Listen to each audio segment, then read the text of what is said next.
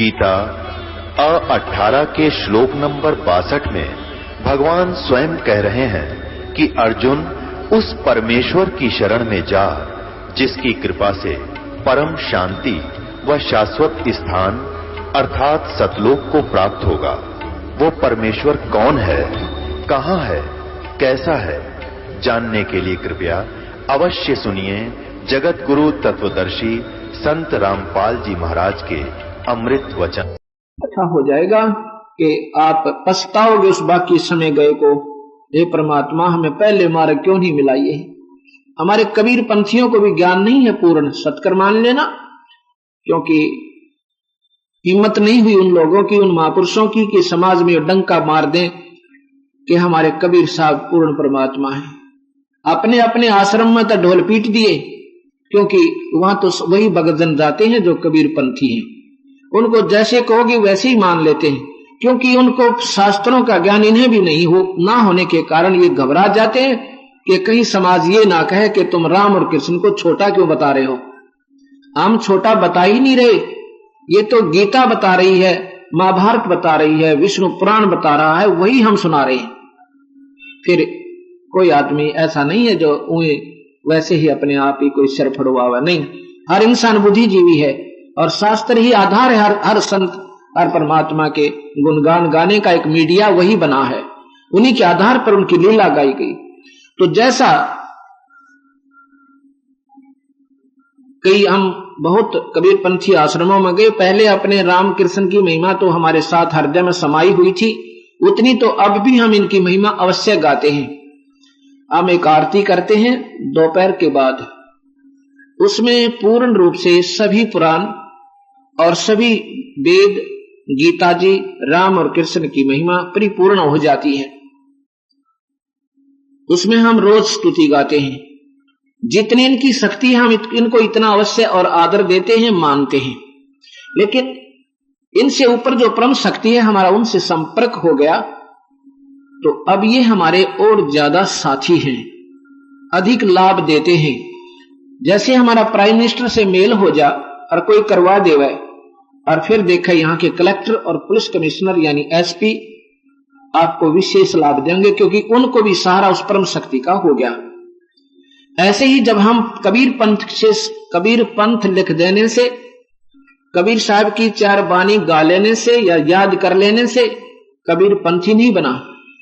कबीर पंथी होगा जो पूरे संत संपर्क करेगा और फिर वो नाम लेवे और उस परम पिता से जुड़ जाएगा तो कबीर पंथी है। नहीं तो वो सुख की फीत है उसको कबीर पंथी की, वो नरक में जाएगा, उसको कोई नहीं बचा सकता।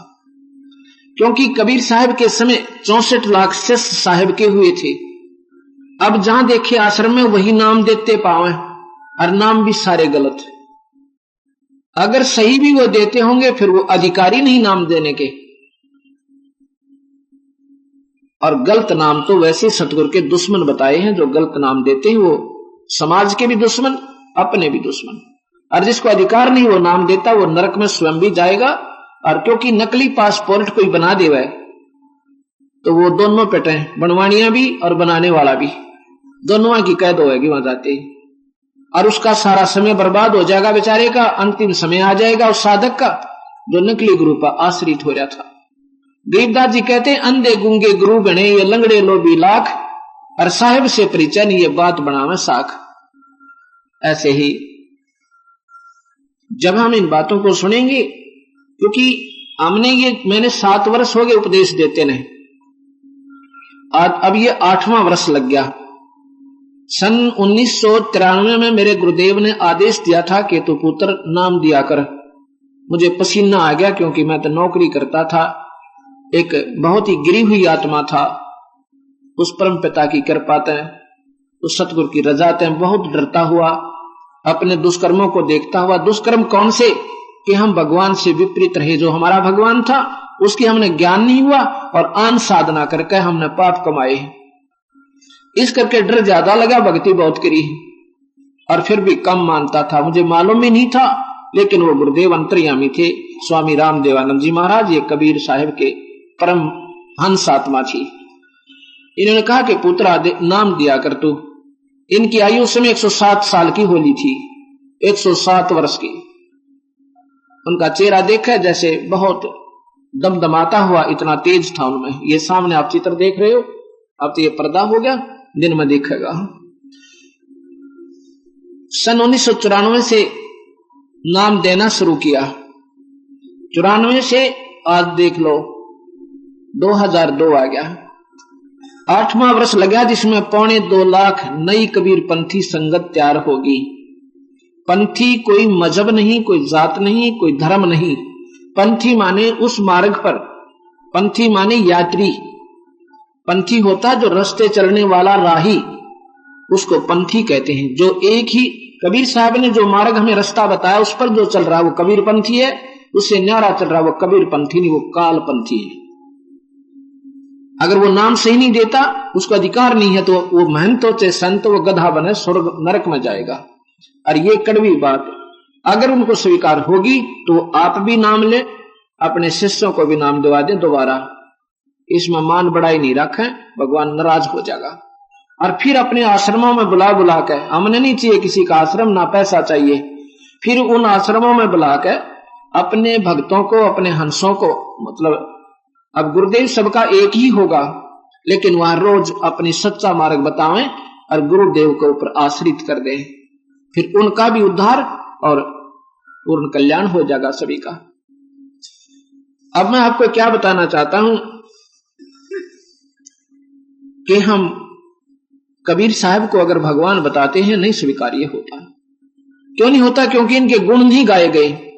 भगवान राम और कृष्ण के जितने गुण थे वो सही थे, उसमें कोई शक नहीं, पर उनकी महिमा इतनी गा दी कि हर जीव ने बच्चे बच्चे ने स्वीकार्य हो गया।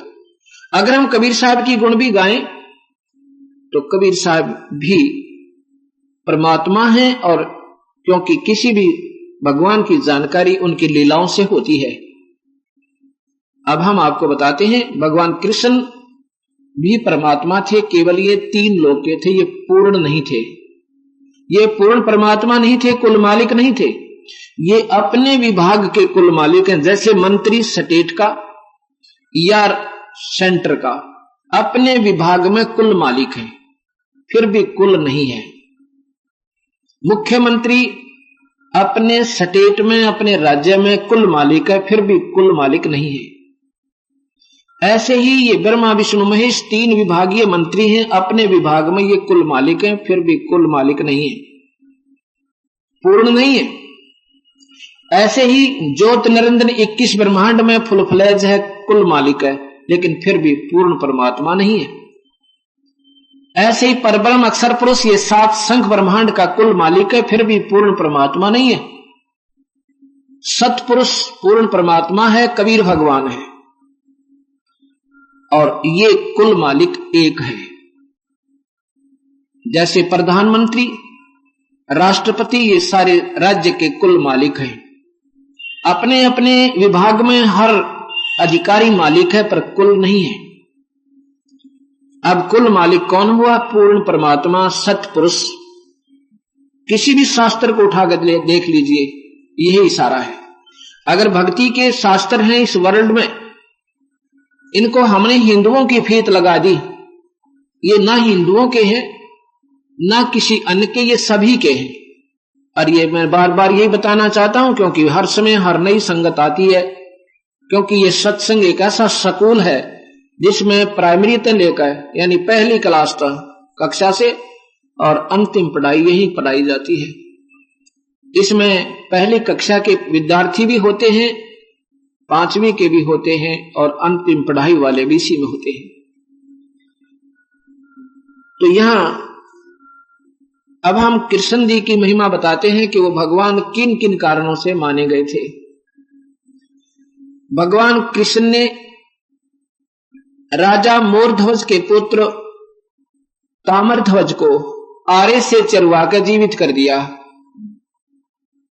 ये गुण ईश्वर के होते हैं, ये परमात्मा के गुण है कि वो मुर्दे को भी जीवित कर सकता है। लेकिन ये पूर्ण परमात्मा नहीं थे, क्योंकि महाभारत के अंदर अभिमन्यु जो भगवान कृष्ण का सगा भांजा था, उसकी बहन सुभद्रा से उत्पन्न था, अर्जुन का पुत्र। चक्कर बेहू में मर गया था, भगवान कृष्ण वहीं उपस्थित थे, उनसे जीवित नहीं हुआ। कारण क्या है कि ताम्रध्वज के श्वास यानी मनुष्य शरीर की आयु बकाया थी और अभिमन्यु की नहीं थी, उसको ऐसे ही मरना था। इसलिए इनमें इतनी शक्ति है कि इस शरीर को जोड़ सकते हैं, कटे हुए को स्वस्थ कर सकते हैं, लेकिन उम्र नहीं बढ़ा सकते, ये आयु नहीं दे सकते। इसलिए ये अपूर्ण है। परमात्मा यानी भगवान अवश्य है पर अपूर्ण है, पूर्ण नहीं है। फिर भगवान कृष्ण के सामने एक बार दुर्वासा जी द्वारका के बाहर जाकर बैठ जाते हैं। ये बहुत पहुंचे हुए सिद्ध पुरुष थे, इनका बोलबाला बहुत दूर तक था कि ऐसे पहुंचे हुए महापुरुष हैं जो मुख से जुबान निकाल देते वो पूर्ण हो जाती है। तीनों कालों के ज्ञाता हैं, भविष्य में क्या होगा ये बता सकते हैं। उस नगरी के द्वारका के कुछ बच्चों ने, लड़कों ने, जवानों ने एक मजाक करना चाहा, क्योंकि भगवान कृष्ण की आड़ में वो किसी का आदर नहीं करते थे। इतने अभिमानी हो गए थे यादव भगवान कृष्ण ने, क्योंकि शिशुपाल जैसे राक्षस को उसका सिर काट दिया था, सुदर्शन चक्र जरासंध मार दिया था, और भी जो उनके सामने आए थे बकवाद करनी, सबको कूट छेद कर सीधा कर दिया था या खत्म कर दिया था। इसके कारण यादव वंश बहुत ही ज्यादा अभिमानी हो गया था, संतों का अनादर शुरू कर दिया था। उन्होंने मजाक करना चाहा, देखेंगे कृष्ण से भी क्या ये बड़ा है क्या, काहे का भक्त, काहे का संत है, ऐसा मन में लेकर चलो इसकी परीक्षा करते हैं। भगवान कृष्ण के पुत्र प्रद्युम्न को एक लड़की के वस्त्र पहरा कर गुजरियां जैसे, और उसके पेट पे एक कढ़ा बांध दिया लोहे का, कढ़ाई जैसे छोटी सी सब्जी बनाने की होया करे, जैसे गर्भवती लड़की होती है ऐसा उसका आकार बना दिया, और ऊपर का कपड़े बांध दिए, लोग गुद्दड़ सा बांध के हाथ लाग गए तो करड़ा ना दिखा, पेट जैसा ही लगा है।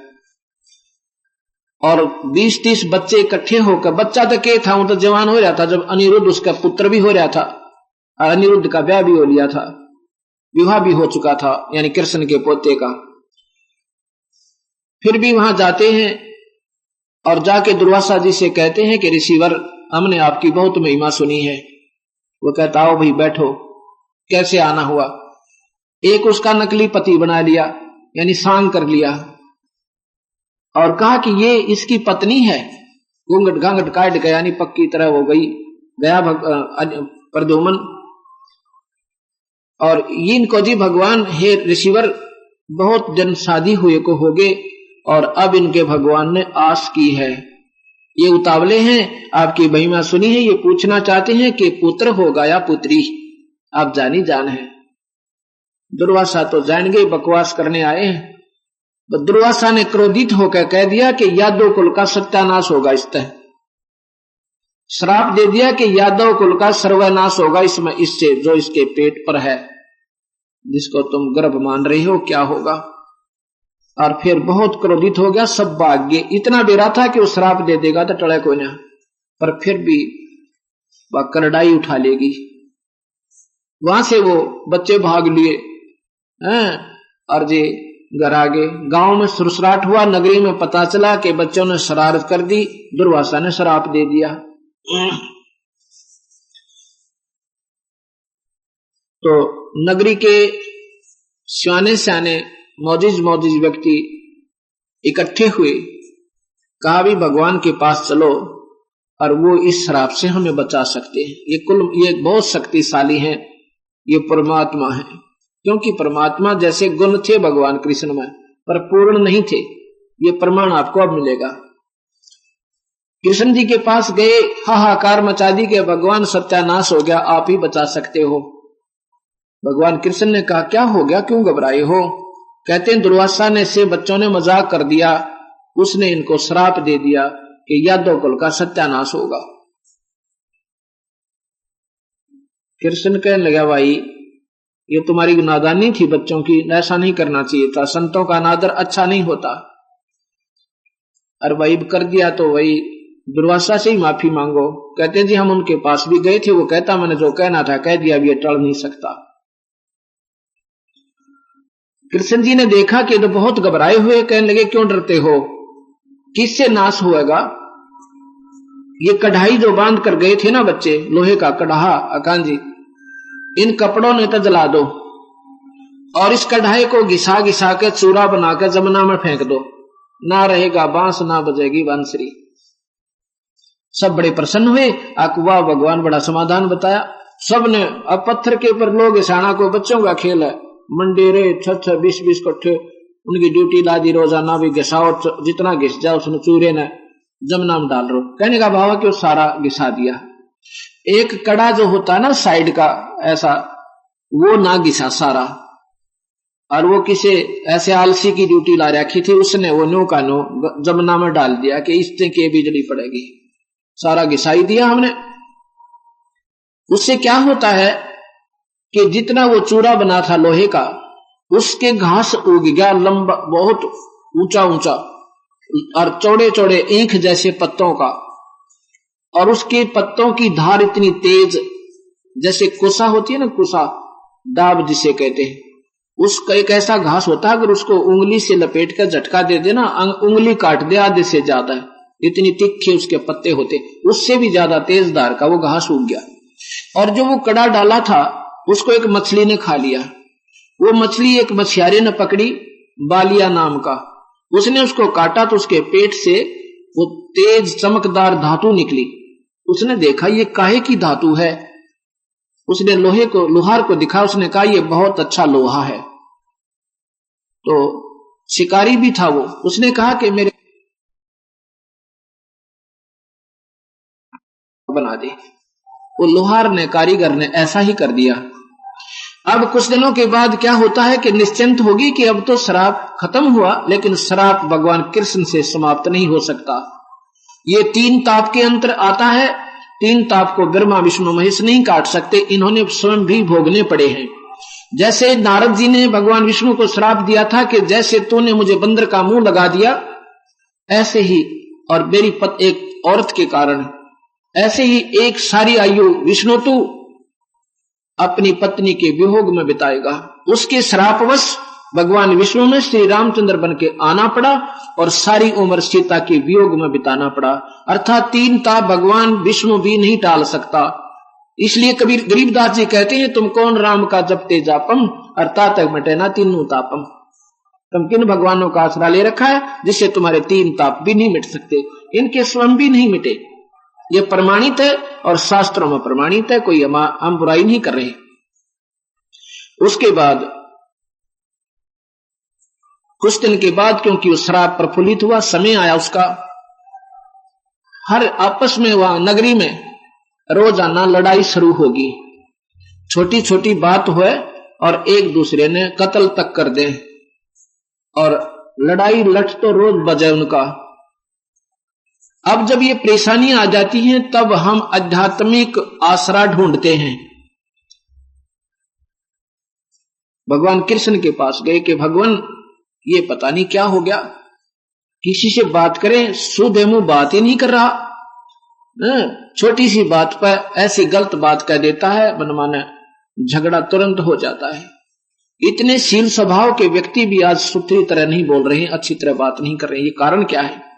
भगवान कृष्ण कहने लगा, भाई सुन लो, तुम्हारे ऊपर दुर्वासा का श्राप प्रभावी हो गया, और इस श्रापवश तुमने भाई बहुत अनर्थ हो सकता है।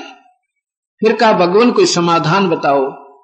अब ध्यान से सुनना ये बात, कोई न सोचे ये कबीर पंथी महाराज जी बुराई कर रहे होंगे, नहीं, ये मैं आपको यूं का यूं ये सुधा सागर का लेख सुना रहा हूं, जिसको श्री मद् भागवत सुधा सागर कहते हैं, इसको सुख सागर भी कहते हैं। महाभारत में भी इसका ऐसा ही प्रमाण मिलता है। भगवान ने कहा कि तुम ऐसे करो, सभी यादव मनुष्य, छोटे छोटे बच्चों को भी साथ ले लो, किसी को मत छोड़ना, और जमुना में स्नान कर आओ, तुम्हारा पाप यानी ये शराब कट जाएगा। अब जानते सुनना भाई, ये बात मैं कहां बताना चाहूं और सच्चाई कहां लाना चाहता हूं। अब कोई कहता ना गंगा में स्नान कर ले पाप कट जाएंगे, या जमुना में नहा ले पाप कट जाएंगे। भगवान कृष्ण ने स्वयं कहा था कि जमुना में स्नान करो, तुम्हारे पर श्राप नहीं रहेगा और ये झगड़े बंद हो जाएंगे। सभी अपने छोटे छोटे नवजात शिशुओं को भी ले गए, कहीं ये ना रह जावे, इन पर श्राप रह जावे, और इनको भी नहवा कर लाएंगे, गंगा में जमुना में स्नान करवाएंगे। पहुंच गए वहां प्रभास क्षेत्र में, तो वहां जाकर क्या करते हैं, वहां जब पहुंच गए तो लड़ाई तो घर गांव में शुरू ही थी, उनकी आपस में मनमुटाव चल ही रहा था। वहां पर भी छोटी छोटी बातों को लेकर वहां मुक्का मुक्का लातम लाता झगड़ा हो गया शुरू। गंगा जमुना में नहाना तो रह गया, वो घास जो उगा था ना उस कण से, लोहे के कण था, उसको उखाड़े और ऐसे मारे और गर्दन का लपेटता आवर ऐसे खींच दे, गर्दन दो न्यारी हो जा, आधी कट के नीचे गिर जा। 56 करोड़ यादव उसमें वहां जमुना का किनारा है, आपस में खून खराबा हो गया, समाप्त हो गए, कटका मर गई, आपस में लड़का मर गए। और फिर सुनो, भगवान कृष्ण को उसी 2-3 दिन के बाद उसी शिकारी ने, जिसने वो उसी कड़े का वो तीर बनवाया था, वो भगवान कृष्ण के पैर में मारा प्रभास क्षेत्र में। तो धोखे से लगा, कहा कि भगवान कृष्ण एक वृक्ष के नीचे लेटे हुए थे, घुटने पर पैर को रख कर, जिस पैर में पद्म था उस पद्म को देखा कि उस शिकारी ने सोचा कोई मृग है, और उस हिरण की आंख चमक रही है पत्तों की झुरमटों में से। तो उस शिकारी ने सारा दिन कोई शिकार ना मिला, 2 पैर होगी थी, उसने सोचा कहीं ये भी ना खिसक जा, ठोक दे नाड़े का। उसने उधर से ही अपने पत्तों के अंदर से तीर मार दिया, और वो भगवान के उस चमकती हुई, उसने सोचा था ये आंख है, अर्थात वो पद्म भगवान कृष्ण के पैर का चमक रहा था, जैसे कोई 100 वाट का बल्ब और दिन में चस रहा हो। लगते ही भगवान चिल्लाए, मर गया भाई, मर गया रे, मर गया रे। अब शिकारी ने सोचा ये तो जुल्म हो गया, कोई आदमी को लग गया और वो मानस मर गया। भागा आया, देखा तो भगवान ये द्वारकाधीश वहां पर पड़े पड़े तड़प रहे हैं। ऐसे भगवान की हत्या की गई, भगवान कृष्ण की। भगवान कृष्ण के सामने अनिरुद्ध भगवान और प्रद्युम्न भगवान का बेटा, ये सब सर्वनाश को हो गए। 12,000 पुत्र बताते हैं भगवान के, क्योंकि 16,000 पत्नी, 16,008 पत्नियां थी, और वो सभी नाश को प्राप्त हुए, भगवान नहीं बचा सके। उसके बाद 8 की 8 पत्नियां ने, जो उनकी अपनी ब्याहता पत्नियां थी, शादी की थी उन्होंने, उन 8 की 8 ने आत्महत्या की। उसके बाद अग्रसेन, वासुदेव, इन्होंने भी जलकर अपने प्राणदान हत्या की। ये महाभारत मेरे पास रखा है, इसने पढ़ लेना, सुधा सागर भी मेरे पास, इसमें लिखा हुआ नो का नो। भगवान नहीं बचा सके, क्योंकि ये उस काल के वश हैं, और सब खेल वो काल निरंजन खेल रहा है। इन बेचारा को कठपुतली बना रखा है, इनके पुत्र होते हुए भी वो काल इनको बख्शता नहीं। तो यहां सतगुरु महाराज कहते हैं ये भी भगवान है, पर ये पूर्ण नहीं है। अब कबीर साहब के बारे में मैं आपको बताता हूं कि ये परमात्मा थे।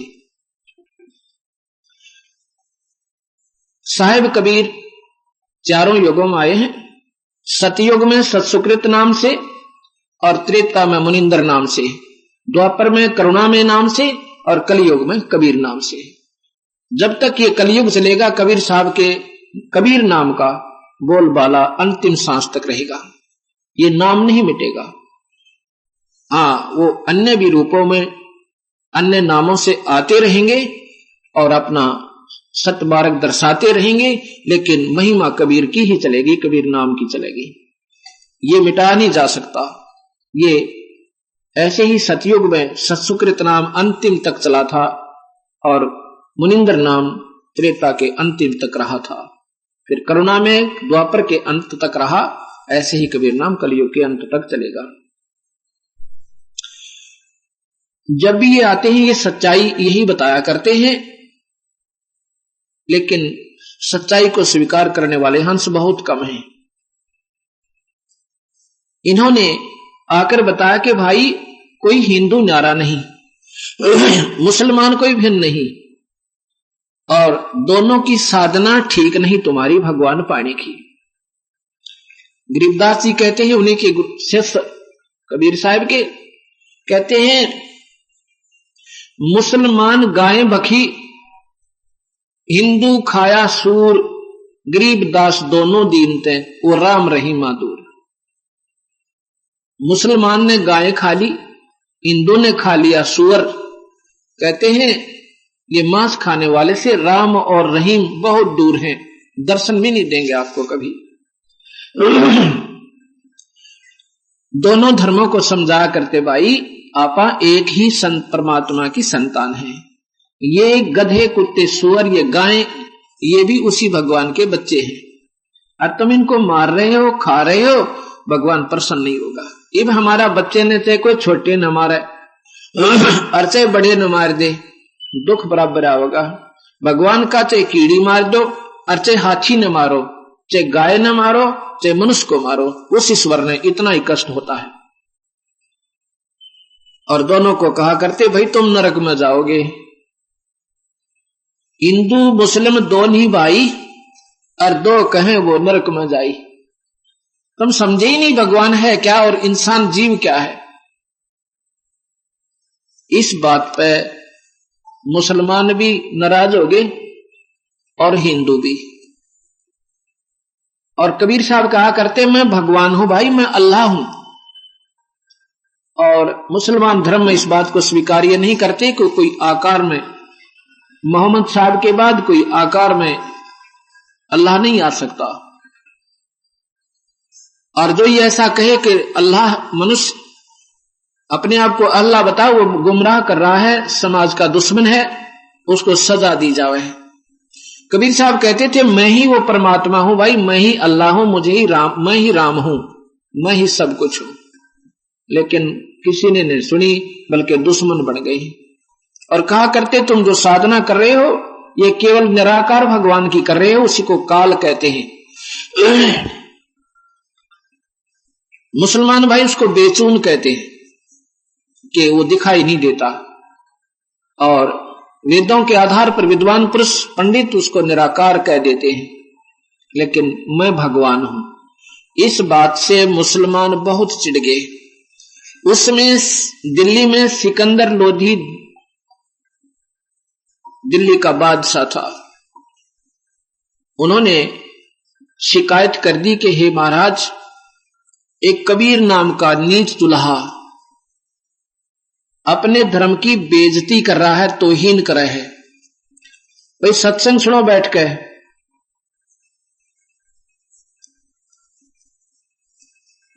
तो वो हमारी तौहीन करता है और कहता मैं भगवान हूं। और नगरी के बहुत से आसपास के जो प्रभावशाली मुसलमान भाई उस राजा के पास पहुंचे। राजा ने कहा कि क्या कहता हो? वो कहता है कि तुम मांस खाते हो, तुम पाप करते हो, नरक में जाओगे। और कहता मैं भगवान हूं। उसने हमारा जीना हराम कर रखा, राजन उसका कोई प्रबंध करो। राजा ने कहा कि लाओ उसको पकड़ के। 10 सिपाही राजा के हुक्म से और कबीर भगवान को पकड़ने जाते हैं, पकड़ कर ले आते हैं। वहां पर हजारों की संख्या में दर्शनार्थ ये जनता खड़ी हो जाती है ये देखने के लिए कि आज इसको सजा मिलेगी। बहुत बात बनाता था। सिकंदर लोधी ने कहा कि क्या कहता है कबीर, तू भगवान है? जी हां, मैं ईश्वर हूं, मैं परमेश्वर हूं, मैं अल्लाह हूं। अब वो कहते हैं बाकी जो गए थे देख लो जी, आपके सामने कह रहा है। तो सिकंदर लोधी ने कहा कि गाय लाओ एक, और गाय को वहीं सभा में तलवार से उसको बिस्मिल करवा दिया, कटवा दिया, और कहा कि तू भगवान है तो इस गाय को जीवित कर दे। गाय गर्भवती थी, साथ में उसके बच्चे का भी पेट। और सिकंदर कहता है अब इसको जीवित कर दे, मैं तुझे खुदा मानूं, नहीं तो तेरा सिर अभी कलम कर दूंगा। अब वो तो मालिक थे, उसका कौन कलम कर सकता था। उसी समय भगवान कबीर साहब खड़े हुए और जाके ऐसे एक थपकी गाय को लगाई, दोनों टुकड़ा का, एक थपकी उसके बच्चे का लगा दी, दोनों जुड़ गए और जीवित हो गए। बोल सतगुरुदेव की। और लेकर बाल्टी दूध ठोक दिया, उनके सामने दूध निकाला। तो फिर क्या कहा कि गाय अपनी अम्मा है, हिंदू और मुसलमान दोनों को दूध पिलाती है, ये दुश्मन नहीं है किसी की, इसको भेदभाव नहीं है। और जिसका दूध पिए वो अपनी माँ होगी। और फिर माँ को तुम मारते हो, काटते हो। कहते हैं गऊ अपनी अम्मा है, इस पर छुरी मत बा, गरीब दास गी दूध ने सभी आत्म खा। ये तो हिंदू को भी दूध देती है, मुसलमान को भी देती है। इसका घी खाओ, इसका दूध खाओ, इस मांस ने खा के इसका क्यों नाश करो भाई। अब उस समय तो सबकी घीगी बंदगी, सभी जो बोले स्वीकार करें, जी हाँ जी हाँ। और फिर साहब इतना अपना शक्ति से इतना तेजों में शरीर हुआ जैसे आसमान पर सूता हुआ नजर आवे। और सिकंदर लोधी चरणों में गिर गया, अक्षमा याचने के अल्लाह है खुदा, ए दाता मेरी जान बख्श दो। साहब ने कहा मैं तो बख्श दूंगा, पर अल्लाह तुझे तेरे कर्म के आधार पर नहीं बख्शेगा, यदि तू मेरी शरण में नहीं आएगा तो। चरण लिए, हाथ जोड़े, अक्षमा याचना की और कहा कि मेरे से गलती होगी भगवान, माफ कर दो। कर दिया भाई, पर यो अनर्थ मत करो भाई, तुम दोनों ही हमारे बच्चे हो, हिंदू और मुसलमान, मैंने कोई फर्क नहीं, सिख और ईसाई कोई न्यारे नहीं है। सिख तो जब थे ही नहीं साहिब के समय में। सिकंदर लोधी ने एक पालकी मंगाई और पालकी के अंदर साहिब को बैठाया।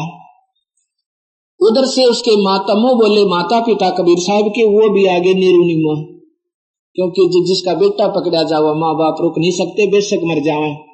और कहते राजा हमें भी मार दे, वो पकड़ रखे थे न्यारे, उनको पास नहीं आने दिया जा रहा था। फिर उनको भी बुलाया आदर से और तीनों को पालकी में बैठा के और वहां उनकी झोपड़ी तक राजा ने भिजवाई। बोल सतगुरुदेव की जय। अब ये कबीर भगवान है।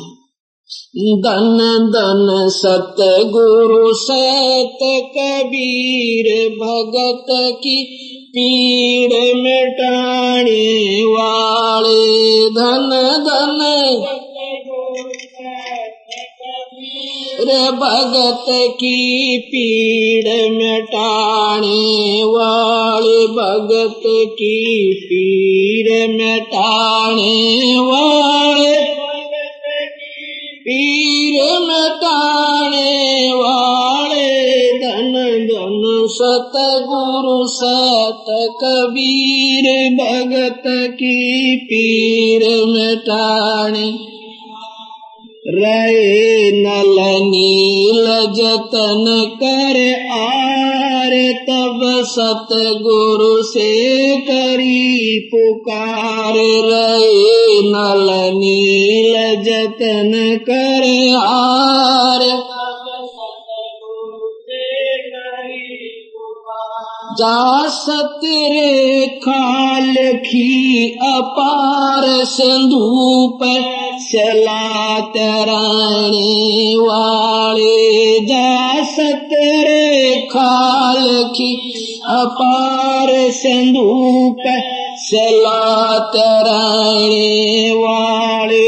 धन धन सत कबीर, भगत की पीर मिटा, भगत की पीर मिटाने वाले। भगत की पीर मिटाने वाले। धन धन भगत की पीर मिटाने वाले। धन धन सतगुरु सत कबीर, भगत डसी सरपन जब जा पुकारी इंद्रमती कुला डसी सरपन जब जा पुकारी इंद्रमती कुला आपन तुरंत करी सहाय बेरूली मंत्र सुनाने वाले आपन तुरंत करी बेरूली मंत्र सुनाने वाले धन धन सत कबीर भगत की पीड़ मिटाने वाले भक्त की पीड़ मिटाने वाले भक्त की पीड़ मिटाने वाले धन धन सत गुरु सत कबीर भगत की पीड़ मिटाने दामोदर सेठ के होठ आकाज अर्ज करी डूबता देख जहाज दामोदर सेठ के आकाज अर्ज करी डूबता देख जहाज लाज मेरी रखियो गरीब नवाज समुद्र से पार लंघाने वाले लाज मेरी रखियो गरीब नवाज समुद्र से पार लंघाने वाले धन धन सत गुरु सत कबीर भगत की भक्त की पीड़ मिटाने वाले पीड़ मिटाने वाले धन धन सत गुरु सत कबीर भगत की कर जोड़ दीन धर्मदास दरस दे पूर्ण करियो आस कर जोड़ दीन धर्मदास दरस दे पूर्ण करियो आस मेट दो जन्म मरण की तरास सत्य पद प्राप्त करवाने वाले मेट दो जन्म मरण की तरास सत्य पद प्राप्त करवाने वाले धन धन भगत की पीड़ मिटाने वाले भक्त की पीड़ मिटाने वाले भक्त की पीड़ मिटाने वाले धन धन सत कबीर भगत की पीड़ मिटाने सत साहिब। अब और आपको बताते हैं, अभी आपने सुना कि रहे नल नील जतन कर हार तब सतगुरु से करी पुकार। अब भक्तात्माओं, सच्चाई का ज्ञान न होने से सच्चाई को इतना रुला दिया, इतना उलझा दिया कि अब सुलझाना हमारे लिए बहुत कठिन हो गया।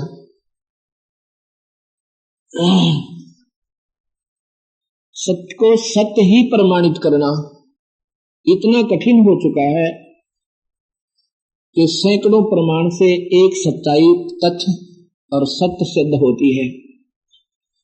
भगवान को भगवान सिद्ध करने में हमें जोर लग रहा है, कबीर साहब को परमात्मा सिद्ध करने में हमें जोर लग रहा है,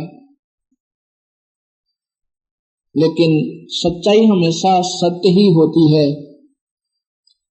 अब हम रामायण पढ़ा करते थे, अब बहुत शौक से पढ़ा करते थे, सुना भी करते थे, रामलीला भी देखा करते थे।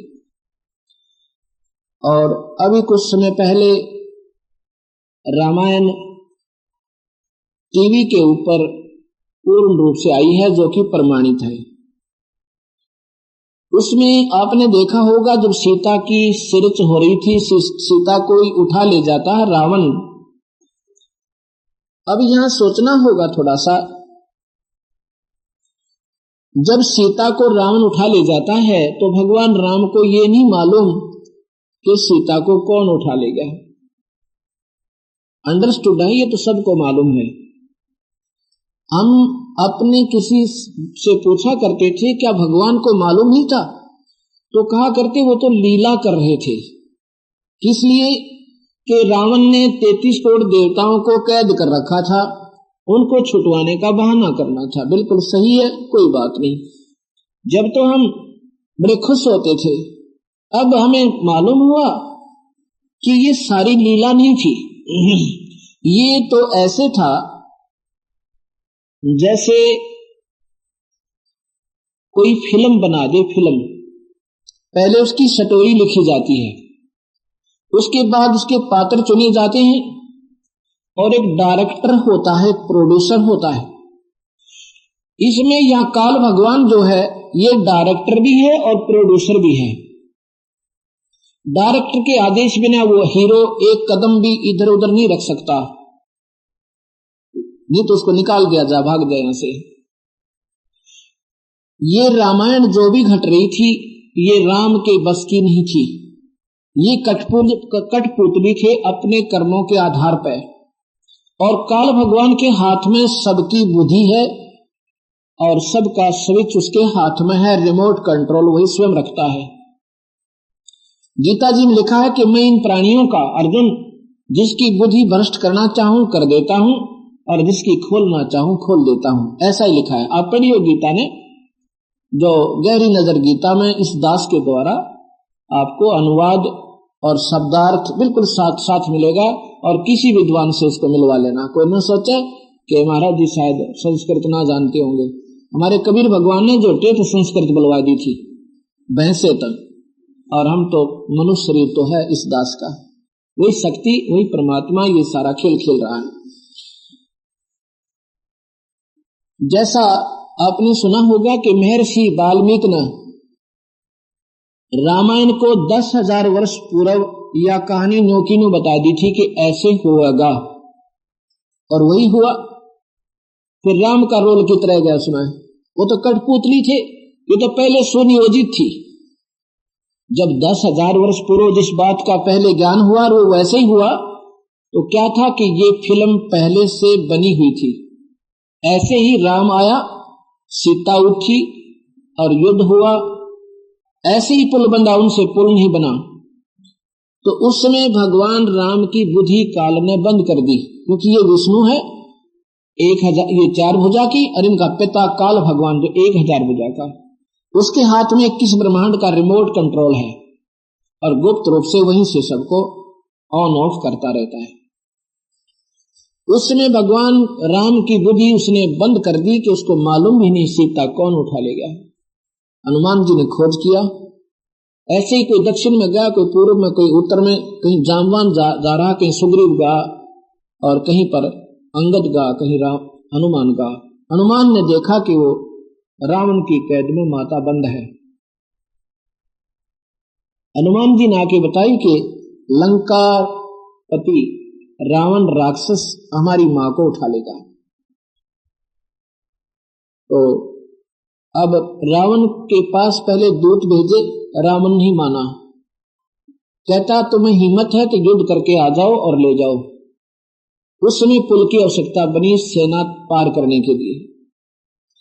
भगवान राम ने 3 दिन तक समुद्र में खड़ा होकर समुद्र से प्रार्थना की, उसकी याचना की, स्तुति की कि हे समुद्र देव, हे जलधि, हे सागर राज, मुझे रास्ता दे दे, आज मैं बहुत दुखी हूं।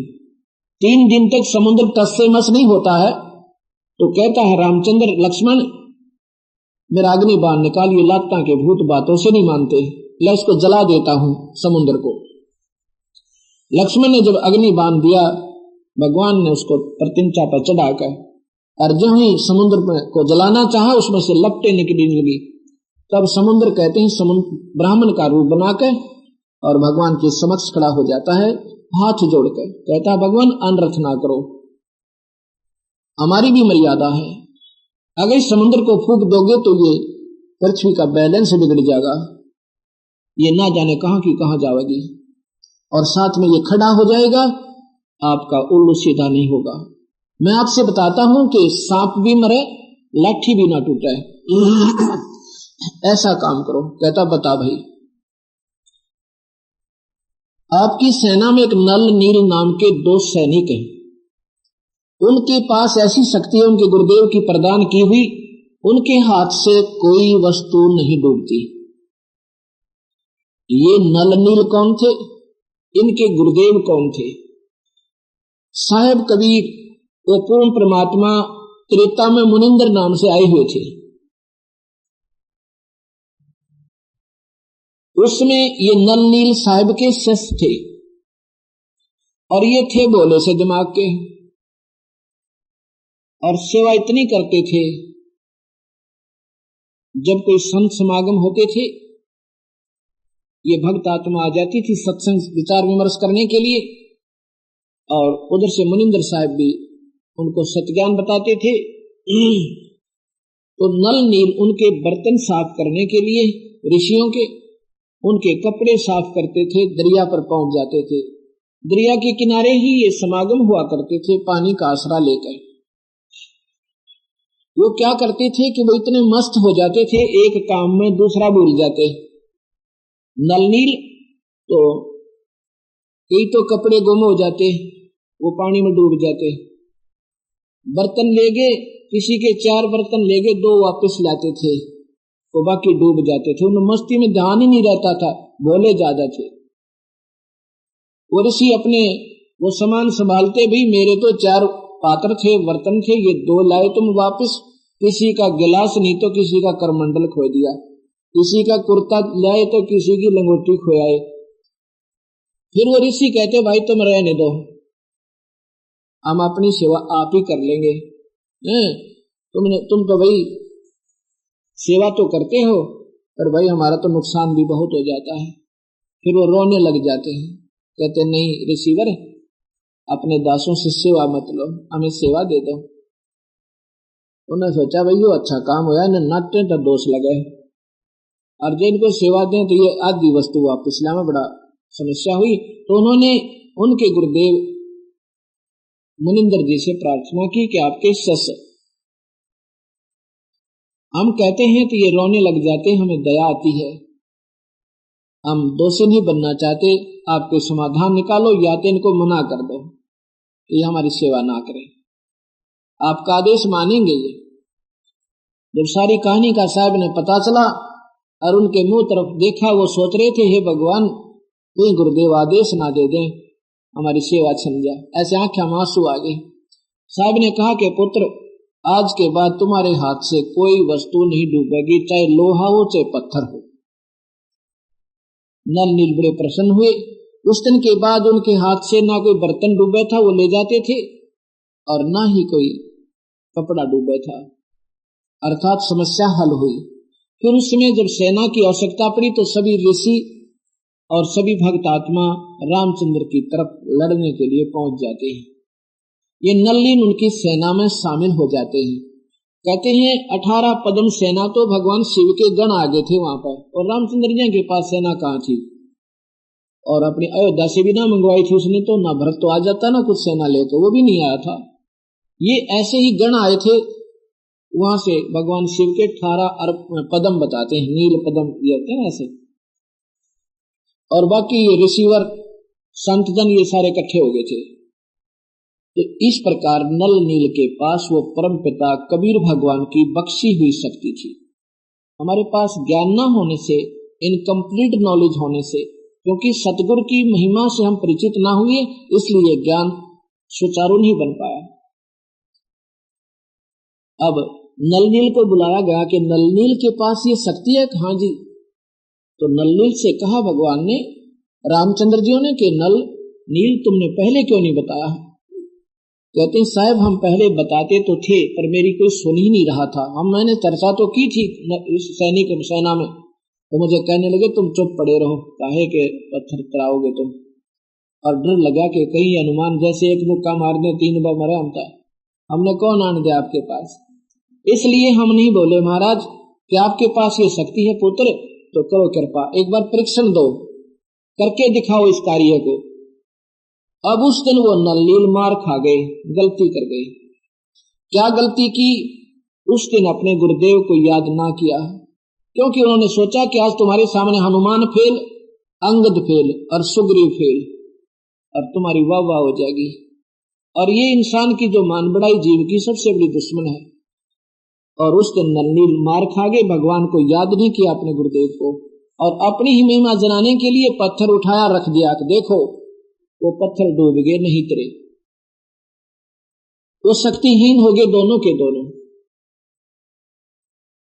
अब पत्थर नहीं तरे तो भगवान राम समुद्र की तरफ देखता है कि जैसे कह रहे हो, कहना चाह रहे हो कि समुद्र तो झूठ बोल रहा था, इनसे पत्थर नहीं तरे। समुद्र कहता है कि नादानो तुमने अपने गुरुदेव को याद नहीं किया, अपने पूज्य गुरुदेव को एक बार याचना करो। वो भी सहम गए, कहा हमने यह गलती की। ऐसे ही कबीर साहब गरीबदास जी कहते हैं, जैसे माता गर्भ को रखे जतन बना और ठेस लगते छिन्न हो तेरी ऐसे भक्ति जा। भक्ति हम सभी करते हैं पर उसको संभाल नहीं सकते, जिसके परिणाम स्वरूप मर्यादा भंग होने भगवान अपनी शक्ति वापस ले लेता है और हम फिर जीव के जीव रह जाते हैं। उस दिन उन्होंने अपनी मान बढ़ाई बस अपने गुरुदेव का आदर नहीं किया, जिसके परिणाम स्वरूप उनकी भक्ति व शक्ति समाप्त होगी। तो तब उन्होंने समुद्र के याद दिलाने पर अपनी गलती का आभास हुआ और खड़ा होके दोनों ने याचना की, हे पूज्य गुरुदेव हमारे से गलती होगी, क्षमा करो दाता, दर्शन दो एक बार मालिक। उसी समय क्या देखते हैं कि ऐसे आधा फरलांग दूरी पर और वही परम परमात्मा मुनिंदर जी आ रहे हैं।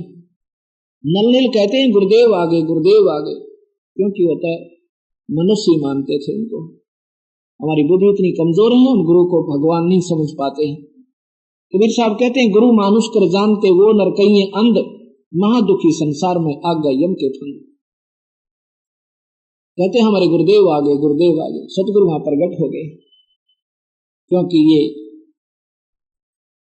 अंतर्यामी हैं, सर्वव्यापक हैं, जहां चाहे प्रगट हो सकते हैं। जब वहां पहुंचे तो नल नील उनको रामचंद्र जी ने कहा कि हे ऋषिवर आपके शिष्यों की आज शक्ति समाप्त हो गई, ये पत्थर नहीं तर पाए इनसे। साहब ने कहा कि अब इनके हाथ में वो शक्ति रहेगी भी नहीं, ये अक्षीण कर ले इन्होंने अपनी गलती तक।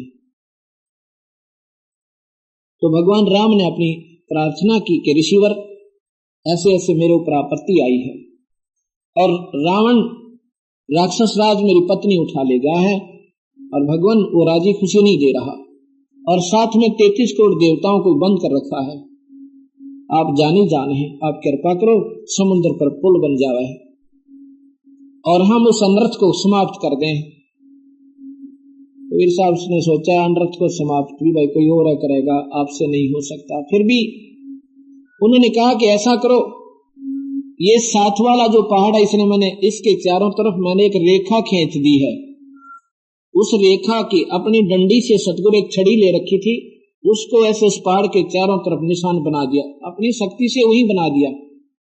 उनको कहा कि मैं इसके ऊपर रेखा खींच आया हूं, उसके अंदर जितना पहाड़ पत्थर है वो सारा तिर जाएगा, उसके बाहर का नहीं तिरेगा। कलर ठीक करो, कलर ठीक नहीं तिरेगा, बाहर का नहीं तिरेगा। अब ये भी देखने के लिए हनुमान जी लाए इतना बड़ा पत्थर उठाकर, और नलनील एक शिल्पकार भी थे, शिल्पकार भी थे, वो उनको तराश तरूश के एक दूसरे में फंसा देते थे। उनके पास वो तैराने वाली शक्ति तो नहीं रही पर शिल्पकारी अभी विद्वान थी। भगवान राम के आदेश तक हनुमान जी एक पहाड़ का बहुत बड़ा टुकड़ा उठाकर लाए, उसको छीलकर और फिर रखा तो वो तैरने लग गया। सभी बड़े प्रसन्न हुए और वहां से साहब अंतर्ध्यान हो गए। वो देख रहे हैं कि भगवान कहाँ गए, वो ऋषि वहां नहीं थे। अब ऋषि की कहाँ चिंता, उन्हें तो पुल की चिंता पड़ेगी, अपना पुल बांधा गया। अब विचार कीजिए, हम रामायण में पढ़ा करते थे कि नल नील ने पुल बनाया, फिर कहते थे नहीं, हनुमान ने उसके ऊपर राम नाम लिख दिया इसलिए पत्थर तिर गए, और जिसने पत्थर तिरा उसका नाम ना लेखा। गरीबदास जी कहते धनी का जगत का पेखना पेखा, धनी का नाम न लेखा। जिसने वो सारी लीला की उसका जिक्र भी कहीं नहीं रामायण में आया, क्योंकि मुनिंदर नाम के ऋषि थे। नल नील की महिमा आगी कि नल नील ने पुल बांध दिया। फिर अगर नल नील पुल बांध देते तो रामचंद्र फिर फेल हुए। रामचंद्र जी से तो पुल नहीं बना, और राम का नाम लिखने से पुल बन गया, पत्थर तिर गए और राम से तिरे नहीं। ये इनकम्प्लीट नॉलेज रहा। तब जब धर्मदास को कबीर साहब ने सारी महिमा बताई, क्या धर्मदास ये पुल भी भाई मैंने ही बंधवाया था, और मेरी शक्ति के बिना ये सब अक्षीण सौदा है। उसमें धर्मदास ने कहा था, रहे नल नील जतन कर हार, तब सतगुर से करी पुकार। जा सत रेखा लिखी अपार सिंधु पर, सलाह तराने वाले दंदन सतगुर सत कबीर भगत की पीड़ मिटाने वाले। अब इन बातों को, इन विचारों को अगर हम ध्यान से सुनेंगे,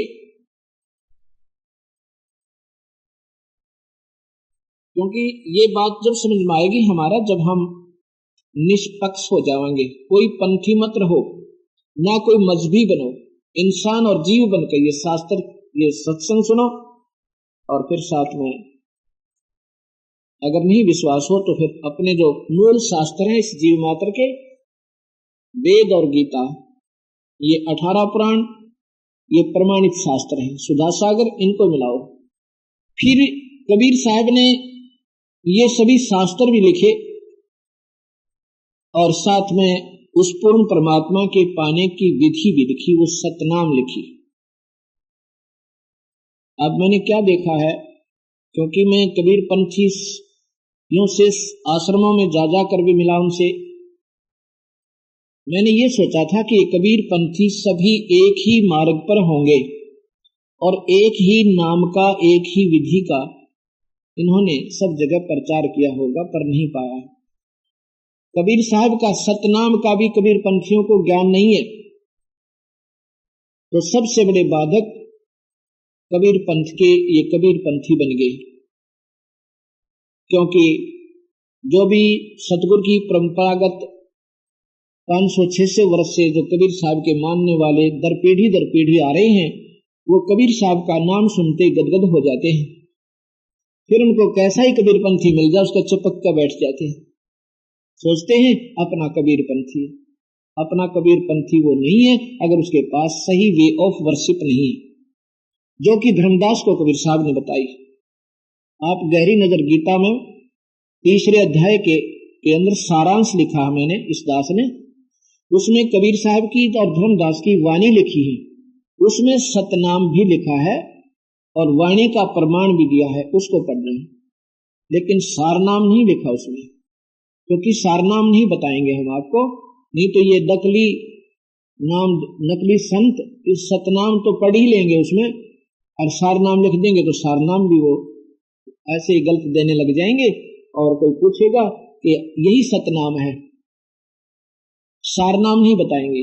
गरीबदास जी कहते हैं कि सोहम शब्द हम जग में लाए, सार शब्द हमने गुप्त छिपाए।